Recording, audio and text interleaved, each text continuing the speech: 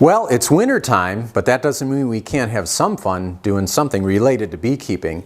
And winter is the perfect time to get ready for spring. So if you're a veteran beekeeper, now is the time to build new equipment. Make sure you've got lots of frames built. Today I'm actually working on a project with an observation beehive. This was my observation beehive with a swarm that I had in the spring, and unfortunately they died off.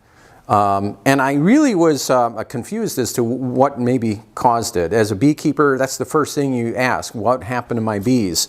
They appeared healthy, they were growing, they had, this is a 9-frame hive, they had about most of that completed, about 3/4 of it was complete. So they had almost drawn completely down to the bottom. Things were going great, and then they started to dwindle in numbers, and I was looking around to see if I could see signs of disease. One of the first things that came to my mind was maybe they had varroa mites. And I thought, you know, the odds of that happening was kind of low because it was a swarm, and so there was no brood for very long in this colony. But you know, you never know. Maybe they carried mites along with them. I didn't see any sign of deformed wing virus. The bees all looked healthy, but they were just dying fairly rapidly. So I think something toxic may have been the reason for that. I live in an area where we've got a lot of neighborhoods that are popping up all around. And a lot of these neighbors want the perfectly green lawn, and so they have chemical treatments done on their grass. I don't know if that was the cause or not. Anyway, what had happened was, as the bees were living in this hive, they glued everything shut. So part of the reason for me showing you this particular thing today is because a lot of folks that watch my channel have purchased some of these observation beehives from me. It's a really cool kit. I highly recommend building an observation beehive, or if you'd like to visit my site and purchase the ones that I've got pre-made or pre-cut. It's kind of like a knockdown kit, and you put it together. There's only 11 pieces to it, and you can put it together. It's really super cool and super easy. I want to show you something though too. The problem that I had was after the bees were gone, I took this down and I was going to take my plexiglass out.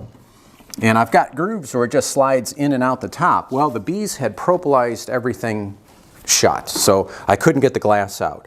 And so for those folks out in the audience who have this particular observation beehive, the easy solution to that is when you build the observation beehive, don't use glue, just use screws. So all I did was just back out the screws like this, and then I just gave it a gentle tap on the side, and I was able to take the entire side off. And after that, the glass came out real easy. So if you've had a situation like that that's similar to my experience, that's all you need to do is just take off one side and you'll be ready to go. Those glass panels will pop right out. I like to use the plexiglass panels better than glass. And I don't know, it's just because sometimes I'll bump it and I'm afraid I'll shatter the glass. I don't want anyone to get hurt, and I don't want to have glass fragments laying around. So I choose plexiglass, or you can use a polycarbonate.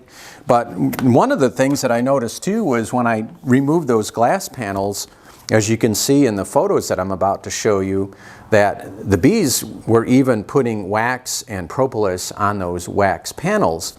And I wanted to clean them up. So I was like, well, I know you can't use any harsh chemicals on those panels like ammonia or Windex, and some people even use WD-40, I think, to clean glass. But I didn't want to use any kind of chemicals because I was a little bit worried that that may have been one of the reasons why the bees died or absconded, was that they may have had some toxic exposure.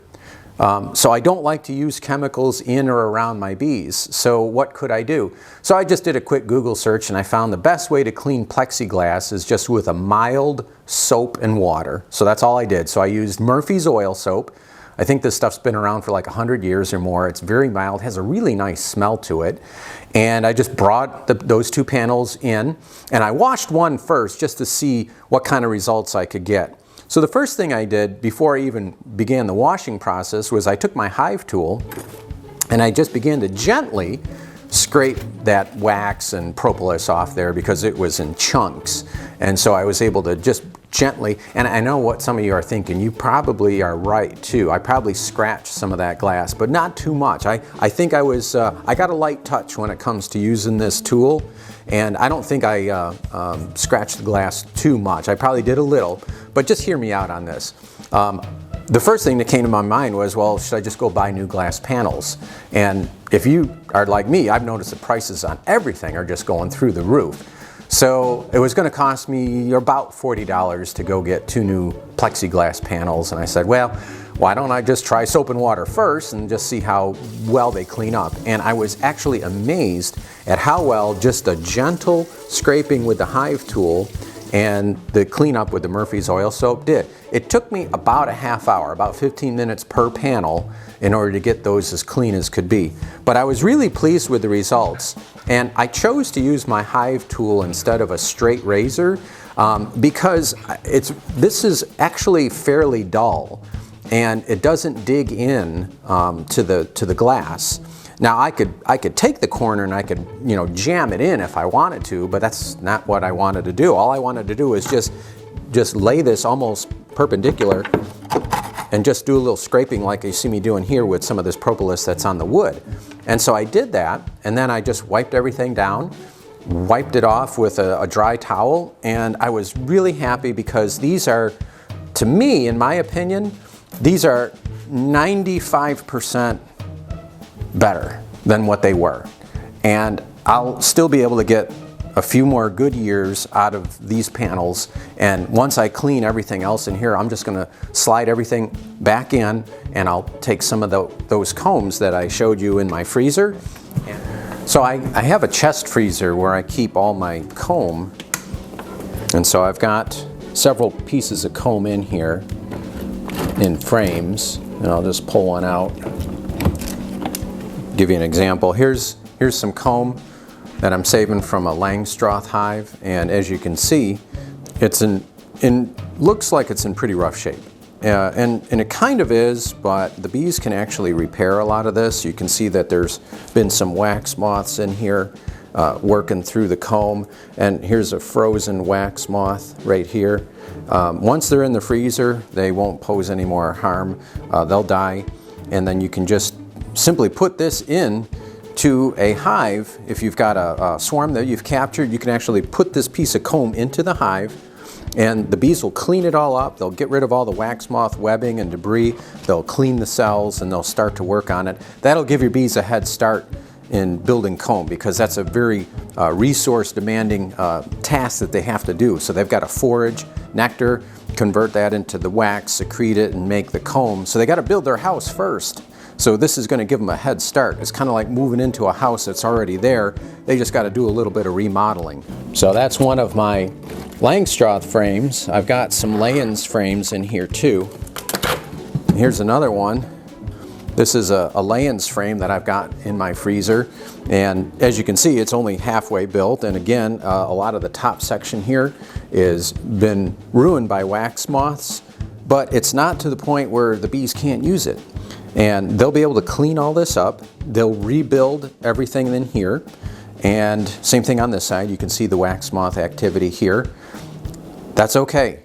So if you've got a way to keep your comb safe for the winter, this is how I do some of it. After it's been frozen for about 48 hours, you can just store it in a plastic container somewhere where the moths won't get it. So you got to make sure it's sealed. So I like to do this so that I've got comb that I can use for the swarms that I catch and give them a head start for the next year. Some of this was honey harvest comb, and some of it is from colonies that didn't make it because of wax moths or hive beetles got the better of them and they absconded. And so you can just simply save that comb for the next year. So any time that you have comb that's left over from a honey harvest, or if you've had a colony that maybe absconded, or hive beetles or wax moths got the better of them, you can go ahead and salvage that comb as quickly as possible. You don't want to leave it out too long. You want to get to it as soon as the bees are gone, if you can. put it in the freezer at least 48 hours. I've left mine in the freezer for more than 48 hours. Sometimes I leave it in there for a couple of months. In this case, some of these frames have been in here for about 2 or 3 months already. I just haven't needed to use them yet. But here's what you want to be careful of. When you freeze wax comb, and especially if you're not using foundation. I'm a foundationless beekeeper, so my bees draw that comb without the benefit of a wax sheet with the cells stamped on it. So it's very fragile. It's like glass. So if you pick up a frame that's been in the freezer, don't bump it, don't drop it, because it is super brittle and it'll break real easy. So you want to gently take it out of the freezer, let it warm up to room temperature somewhere before you start to handle it and put it into your bee boxes. So that's just one way that I like to give my bees a head start for the following spring. So let's just get into the cleanup process a little bit. And again, all I'm going to do is I'm just going to scrape some of the propolis here. So look at what the wax moths did right here, right where the frame rest sits. Some of those wax moths got in, and you can see the cocoons they made right here.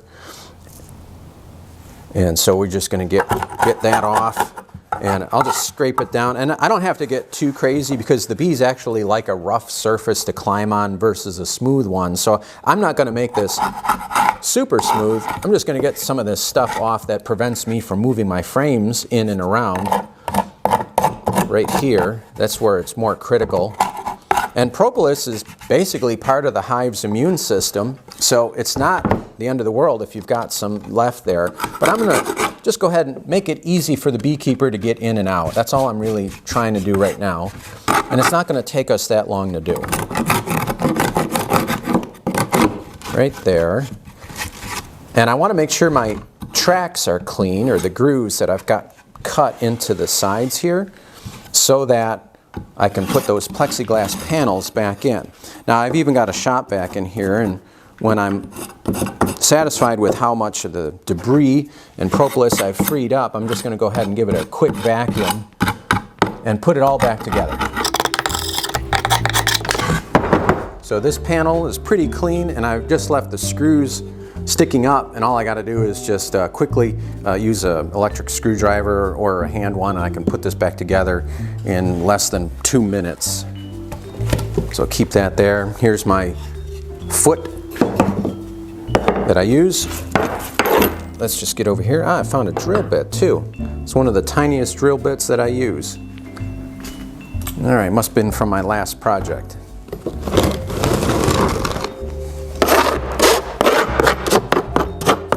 So my observation beehive, the new design, comes with a slide-out tray.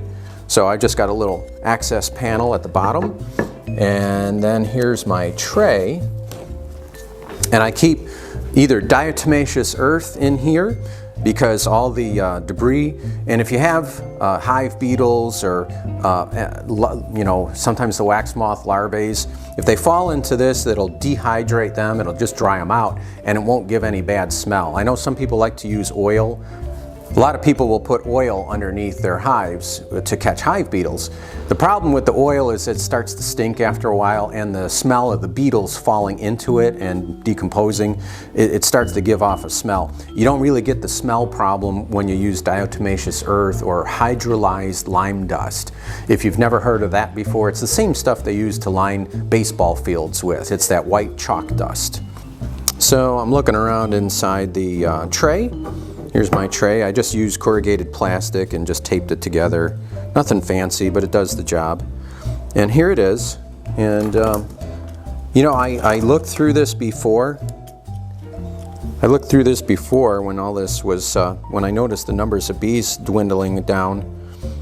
And you could see all the wax moths in here. These are wax moths that have died. And there you might see a few mites in here too. But that's what I call bee debris, and all we got to do is just clean it out and reload it with the lime dust or diatomaceous earth. All right, dump this out.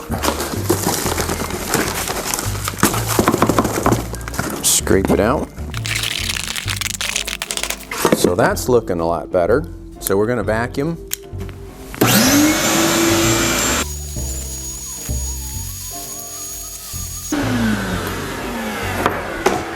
not too bad. I got a few more areas that I just want to scrape some propolis off of. Right here. Get that nice. Make sure that I can get my frames in for the next time I want to use it. Keep my frame rests clean. This one's got a few wax moth cocoons in it here. So there's no need to dismantle it any further than that. That's all we need to do in order to have it ready for next year. Now, if you're thinking, okay, so what if they died from a disease? So that's a really good question.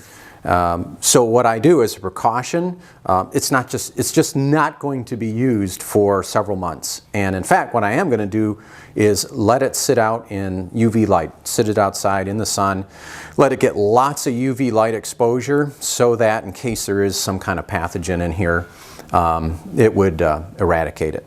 So those are the measures that I'm going to take just to be on the safe side. And before I put it back together completely, I do have to do one other thing. The tube has to be cleaned out. Now I keep the tube at the bottom, and you can put the tube anywhere you want. The entrance tube to the observation beehive could be at the top here, or it could be at the very top, it could be at the bottom. This so happens to work out for me, and this is a tube that I just bought at Home Depot.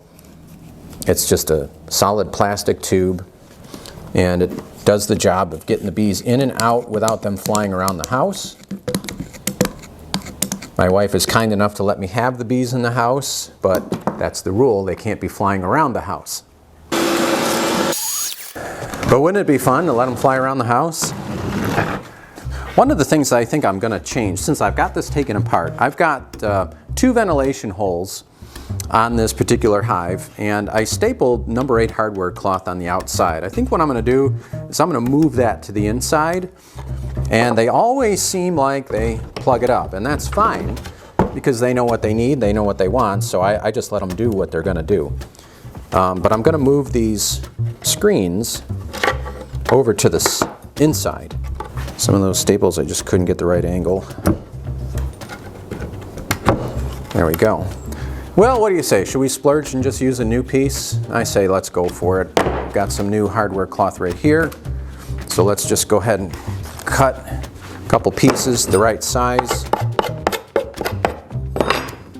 And then we'll be ready to go. All right, there's one. Where's my stapler? All right. So I'm going to flip this around, and I'm going to staple it on the inside. And there we go. Oh, one more here. And maybe one more here. If there's any kind of ripple in it, even a 1/4 inch ripple, the bees can get under and out. So the idea is to keep them in, and that'll keep them in with no problem. All right, so now this will be the outside, and what I'm going to do when I catch another swarm is instead of leaving this open right here where I just moved the hardware cloth, I'm going to take a piece of Swiffer wipe. You can use a piece of paper towel too, and I'm just going to gently tuck it in like that, just to give it a little bit of air exchange, just to be on the safe side. I have a feeling they're still going to propolis it shut anyway, and this is going to become irrelevant. But this is just something that I'm going to do because I don't want them to have too much of a draft or cross breeze inside the hive, because what they're trying to do when they set up is keep that brood at a certain temperature and a certain humidity, and they seem to be able to dial that in just fine by themselves. But just as a precaution, that's how I'm going to do it. I'm going to offer them the 2 vent holes, and then they'll be able to do it as they see fit. Now all I have to do now is just put this back together.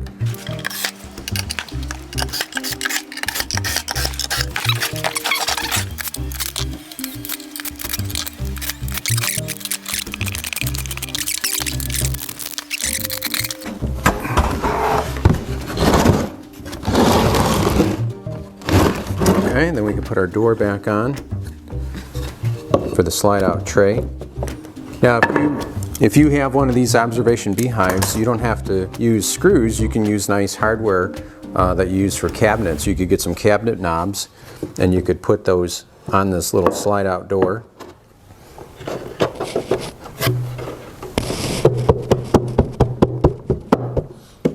And that would make it look even nicer. I know a lot of folks like to paint these too. So you can paint them or stain them as long as all the paint is on the outside. Just don't paint the inside. You never paint the inside of a beehive or stain the inside. Just leave it natural wood. And let's see if we can put our plexiglass in. I might need to stand on something here in order to reach. So we'll slide them in the top just like it's designed to do. And there it goes. Look at that. Perfect. Let's get the other one. Same thing. Just line it up with the grooves. Slide that in. We'll get those frames out of the freezer in the spring, and we can just set those in, and we'll have a total of 9 frames, and we'll watch for swarms, and we'll be able to bag one and put them in here. Looks pretty good now. I like it. If I have time, I might stain or paint this myself and make it a little bit more decorative and put some of those fancy knobs on the clean out tray door like I was mentioning to you.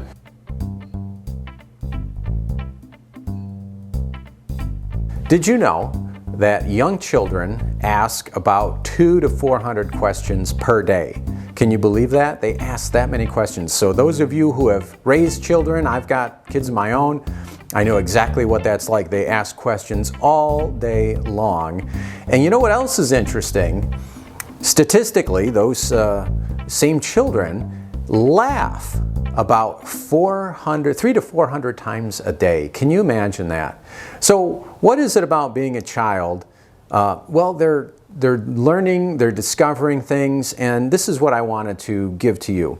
If you're thinking about starting beekeeping, I encourage you to do so, because the reason why I got into bees, and I didn't get into bees until I was in my late 30s, and so I've been keeping bees for a long time now, and the reason why I got into it is because it made me feel like a kid again.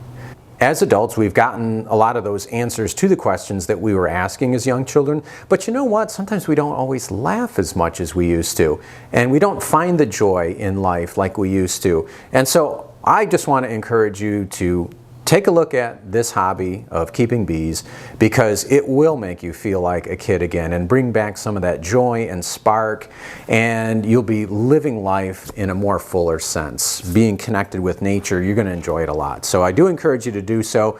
I'll try to put out more content that will maybe even encourage you more to take the plunge, and don't be afraid to do it. Don't be afraid to make mistakes. We all do it.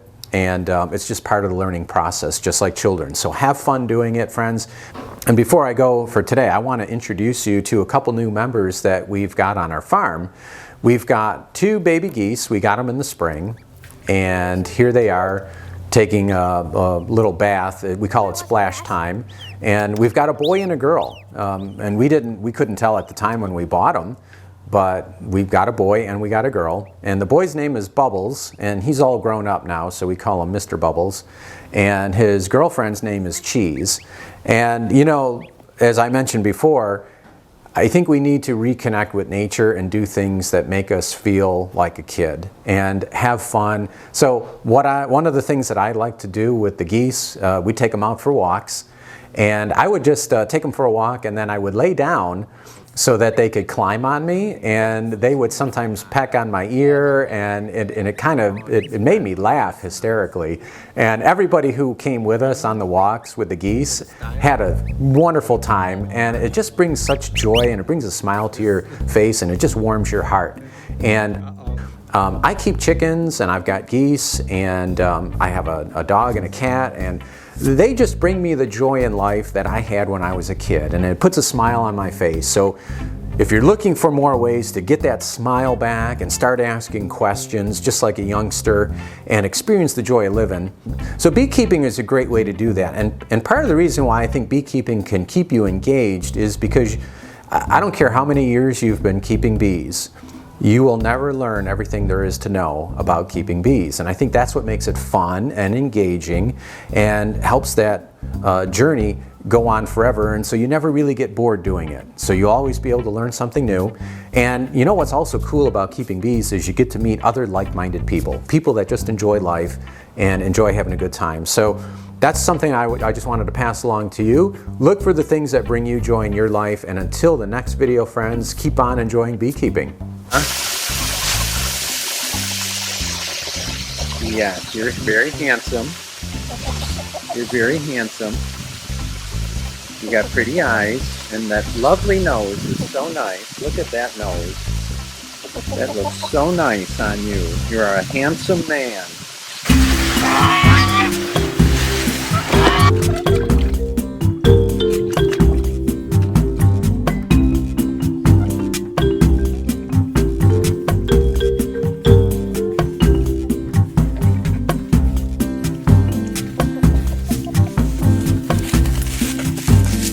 You pecking my shoes, huh? What is your problem? You going after my feet? Tell him, Bubbles. Don't bite my shoes.